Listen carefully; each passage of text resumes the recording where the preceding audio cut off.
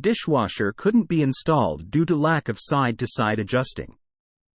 So was supposed to have a 500 series installed today, but unfortunately the installers said they couldn't go through with the install due to the fact that flooring where the dishwasher was being uneven.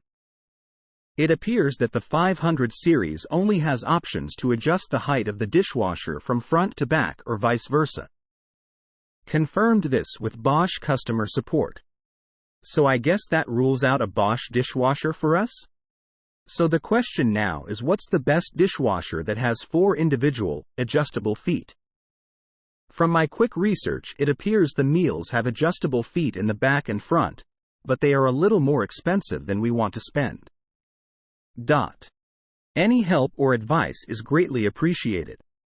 Question from user Ford Fairlane 90 at appliances at Reddit. Answer: just install it yourself if you're remotely handy like that, or hire a handyman. Put something underneath the side that's needing a lift. 2 shims, one on top the other, and then adjusted for height could work. Not a pro install, but might be all you need. The installers probably weren't allowed to do such a thing because of liability.